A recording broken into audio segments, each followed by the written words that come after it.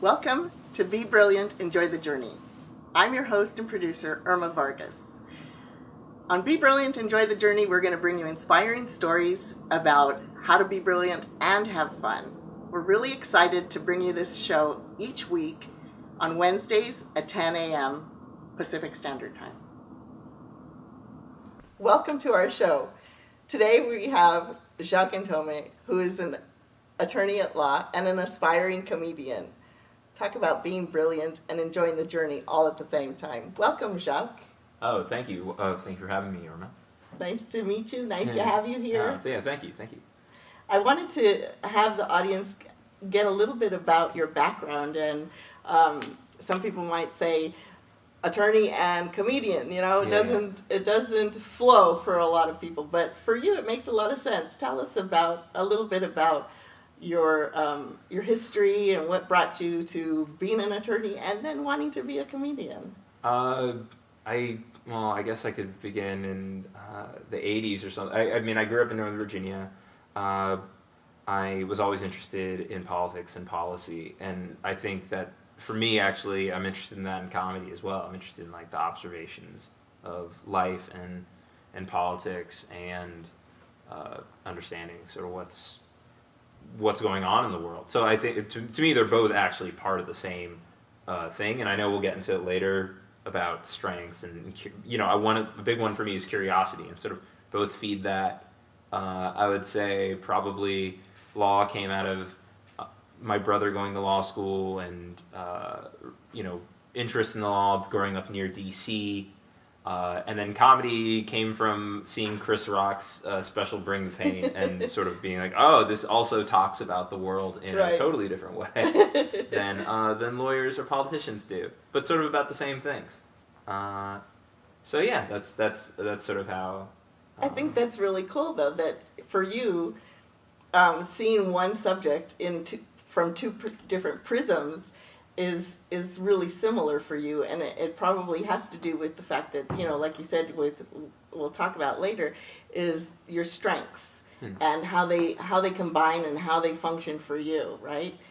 So folks, I want you to really listen to Jacques and listen to his story about those two things, because it might seem really different for you. You might be going through some of the same kinds of things in terms of wanting to do one thing and then being interested in another, that they don't seem like they gel, but they might. And it might be all you have to do is find your strengths, work on your talents to be stronger and not focus on your weaknesses as much, which is what Jacques has been going through with my partner, Larry. So tell us a little bit about that journey that you started on with Larry in understanding your strengths and trying to turn them into talents. Well, actually, it was really interesting because I met with Larry at a holiday party in 2016, and we talked then, and then he gave me I was telling him about sort of the career decisions I've been thinking about lately. In the fall, I was thinking more about, well, I like comedy, but I feel like I'm losing my zest for it, and I feel like I'm also falling behind in what I could be doing in my legal career because I am focusing more on comedy. So I'm sort of not going 100% when it comes to being a lawyer, so I can focus more on comedy, but I'm also losing my enthusiasm for comedy. So what's going on, right? That sort of was the question for me. Larry recommended I take this examination on StrengthsFinders, which was really helpful. And I was like, usually I think about personality assessments as being very expensive and comprehensive and taking a lot of time. And this was comprehensive, but it was also inexpensive and didn't take a long time. So I was like, sweet. So it was plus. I was like, plus. It's all the things I like, and it's on the internet. And who doesn't love computers? So, so I did that, and I think it really reading the results, but also reading the booklet that comes with when you get your 5 strengths. And you also get that report that comes with the idea of honing in on your strengths. The thing, I've lived in LA for 2 years, and one of the things that I really have liked more than even performing is writing. I feel like I always like writing, even if I don't like going to the comedy clubs and things like that. So why don't I focus on that more, right? Because that's sort of one of the things he even talks about in the book. It's like if in the booklet that comes with the results, if there's something you like, figure out what you can always sort of keep going deeper into actually what your strength is. Because you may think, oh, I'm strong in this area, but actually I'm strong in this particular aspect of it.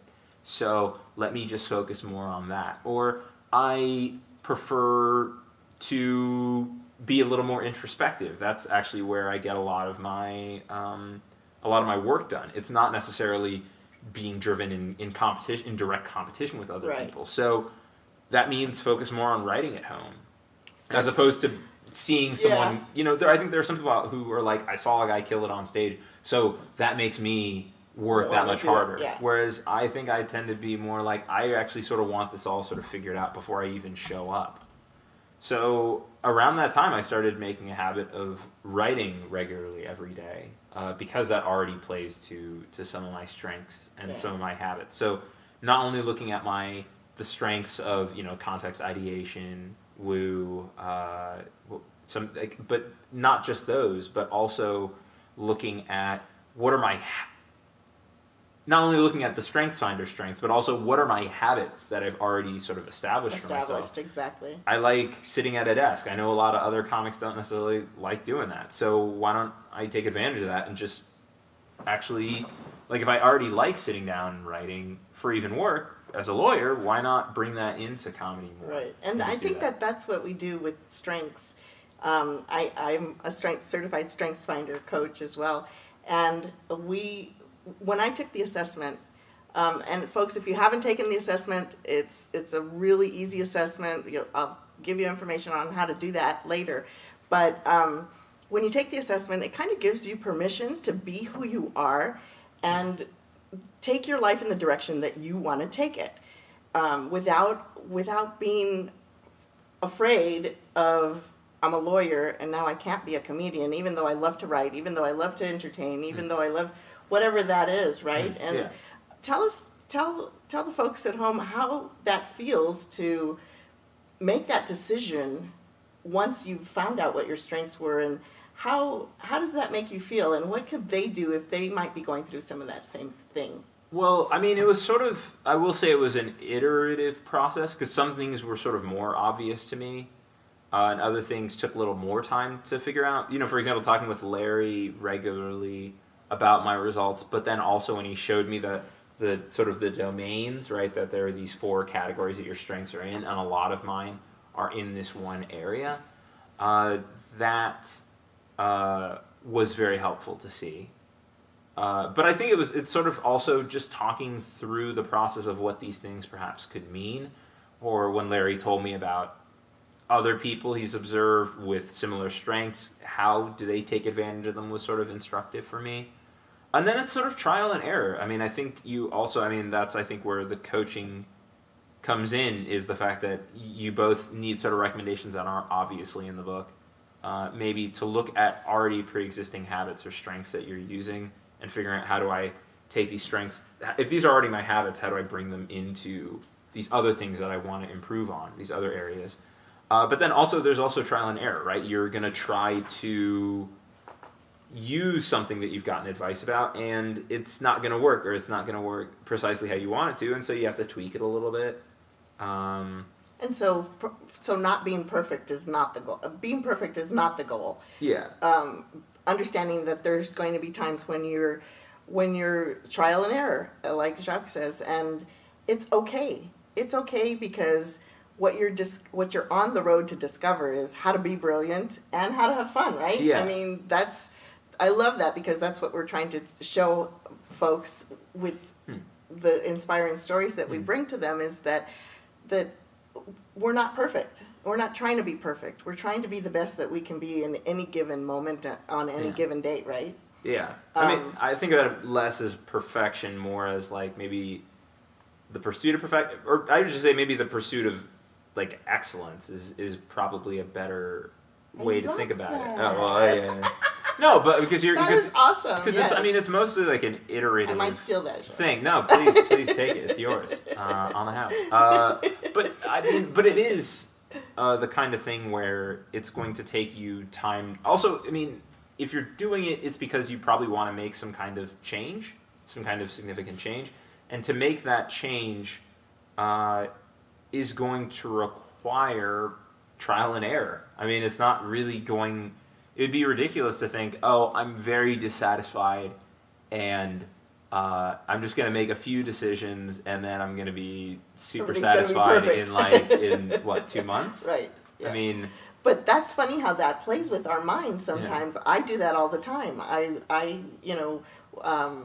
think, well, I'm the youngest of 11 children. I grew up seeing my siblings accomplish, do, be, and I didn't think I was ever going to be that, and I'm not. But it's okay, and it's okay to not be what we thought and we expected to be, right? Well, that sort of goes back to the strengths thing, which is that what you expected to be may be based on things that aren't your strengths, right? Like, so you may see someone go, oh, wow, like that person's, like, I want to be like that person. But that person really will go about things in a very different way than you. So you sort of need to, you can still go after the same things as people you admire, but like, your process is probably going to be different. Yeah. And the outcome too, it's going to look different, right? Yeah. You're not going to be Chris Rock, but that's okay. Yeah. Well, but having conversations like that of being like, well, okay, well then what does that look like for you, or what space do you occupy in this, or are you better off being maybe you should focus more on writing as opposed to performing, right? Or maybe you like the business side of this. So, I mean, things like that are sort of the conversations I had with Larry and conversations with myself. And I definitely found that it also bled over into my other relationships, right? Like, I was having those conversations with friends. And, more than likely, also, even if you're, you have a set of friends, like, someone else is also probably also making some transitions. So it's very helpful to talk with, to talk over those things. Right, yeah. Well, folks, Jacques said something really incredible in terms of not feeling like you're stuck in one place. And that's really important. We don't want to feel like we're stuck in one place. There's always the next step, always striving for the excellence, right? He talked about some of the domains that we go through with StrengthsFinder, and those 4 domains we'll talk about a little deeper in another section, but they are basically 4 ways that the StrengthsFinder identifies people and how they move through life, and the combination of those ways in which they go through life. So we'll talk about that a little bit down the road. But Jacques, tell us about what your next step is. What is your next step in your journey in terms of your work, your new adventure, your writing? How do you? What does that next step look like for you? It's still a work in progress, but I will say I think for me it's been actually to focus more, looking at my strengths, looking at the parts of comedy that I enjoy. Honestly, it's realizing that I want to actually focus more on law, to be honest, and writing will still be. One of the things I realize is if I really like writing, then writing you can sort of do it whenever you want, right? Like you don't have to. If you can devote, people write novels like working on it like 2 hours a day if they're very persistent. So if I like the writing aspect more, then really pursue that and don't feel like you have to be in this other model. Don't feel like, oh, well, I fell in love with comedy because of Chris Rock, so therefore I have to do stand-up. I have options. So that was really big. And also actually realizing how well suited I was to some of the things in law, as opposed to thinking, some of my curiosity or stuff doesn't fit into the law, but in fact, actually, it does. It just I sort of said to myself, I had a preconceived notion of what lawyers were like, or what comedians were like, and I think the strengths sort of made me shake up what my conceptions of what both were about. And that's a good thing, right? Yeah. No, I think it is a good thing because you can sort of get really stuck in ideas of how things work, and this allowed me, and the conversations with Larry in particular, allowed me to sort of start thinking more, what I thought my strengths were, or what would be interesting, or what would be boring, quote unquote. Yeah. I found the law was like a lot more interesting Than you than I expected. knew in the past. So yeah, That's a really cool thing because you went down a road and you thought, this is the road I'm going to take because I have to for whatever reason. Yeah. And this other thing was over here looming for you, thinking that was going to be at the forefront. Yeah. And what you discovered was that it could ride alongside in any way, shape, or form that you decided it could, right? Yeah.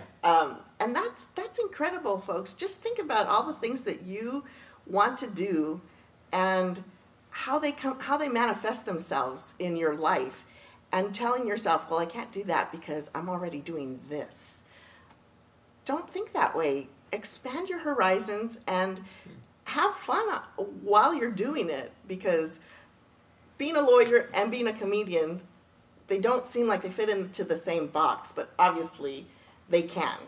And so I think that that's really incredible, Jacques. I really appreciate you bringing your story to us and telling us about it and sharing it. You're a young guy. For you to have discovered that so young, I think is super incredible, because some people don't discover that until they're really old. Yeah. Also I feel lucky that I also discovered that the things that I was really motivated to do were already the things I sort of was already doing. So for me, the process ultimately, I thought it was going to be like, oh, I'm going to take like a right turn on all of this and totally switch directions. But I actually found more that I could use my strengths to make what I'm already doing better. If that makes sense. Which was nice, because it sort of means in the end it was like, oh, sometimes you can be in situations where you have to think you have to change a bunch of stuff. It's like have you ever read The Alchemist? Yes. Right, like many moons ago. Yeah, right, but and I don't want to spoil the ending for anyone watching. But that's like, to me, a great example of he ends up where he began, but with just a lot more knowledge. Yeah. So I would say for me, the last 6 months and working with Larry have been that process of, I sort of have not actually, stuff hasn't changed externally a lot. But internally it has changed quite a bit. And I think that will lead to it changing externally, because now I'm a little more clear on what my goals are. Yeah. And when you're more clear about what your goals are, then you can be much more intentional. Right. And you can also decide what road you're taking. You can identify that the curve that you thought you wanted to go down is not necessarily that it's just maybe a shiny object, Yeah. And to not veer that way, despite how enticing it might seem. Right. Yeah, I think also, to me, if you're not thinking in terms of your strengths, you can think, oh, I'm doing it wrong, or I'm doing it. If you're focusing on what other people's strengths are, not focusing on your own strengths, then you can start to be like, oh, I'm not doing this right. I'm sort of inadequate. And then you get very emotional. And then you get emotional and you sort of make bad decisions.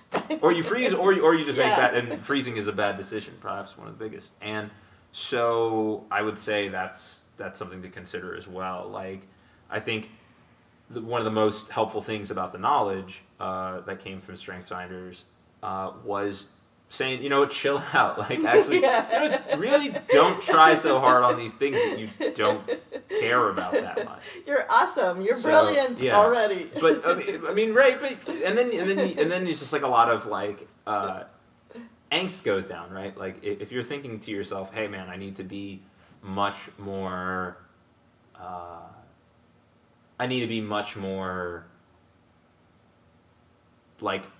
I need to be much more social. I need to be like the life of the party, or I need to be more anything, right? More like anything. Competitive. We all go through our own more. We need more. We want more. We should be more. If others expect more. Yeah. We all go through that, and whatever it is, that's one of the things that I think we need to take away, folks, is that being more is not necessarily better.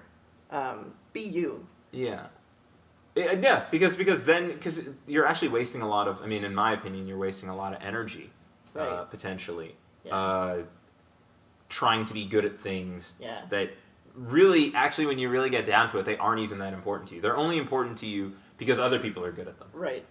Yeah. You know? And you're striving to be And you're striving somebody to be that. else instead of you. Instead of you, and then you're not gonna, and then, you know, like I said, you're a little more illogical about Right. stuff. Yeah. Well, folks, I think that you have gotten a really good picture of Jacques and his journey, and I hope that you were inspired by something he said and his story, and that you will, Jacques, take his Well, a lesson? I don't know. his lesson, his journey as inspiration to follow your own journey and to be brilliant while you're doing it. Jacques, I really appreciate it. Tell the folks what kind of law you do. We'll end up with a little promo for Jacques. If you need clients, you need clients. Have you been in an accident? No. Do you need assistance? Do you need someone who will fight for you? Because I've got a fist. Call. I can punch somebody. Don't tell anybody. Don't tell anybody. But yeah, Jacques, no. does that mean Yeah. we're not going to see you on the stage anytime soon? No, I'm still going to be there. But again, to be more strategic about when I'm on the stage, as opposed to just being like, I need to be on the stage all the time because this guy next to me is on the stage all the time.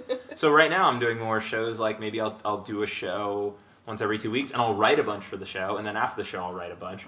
But I'm not just like, I need to be out there all the time, because that's not really where my strengths lie. It's not like I love socializing and just hanging out at a comedy club. I sort of sometimes feel like, oh, there's something else I'd rather be doing. I'd rather read a book, and that will give me ideas for stuff. So folks, look for Jacques on the stage sooner or later in the LA area, unless you want to book him for a private event, and then call me. I'm going to be his new manager. Oh, nice. Wow. See, taking that initiative right there. Thank you, Jacques. Thank you. We really appreciate you coming and sharing your story, and we're really excited about your adventures and your journey and how you're being brilliant and having fun at the same time. So I really appreciate it. Oh, thank you. Thank you for having me on.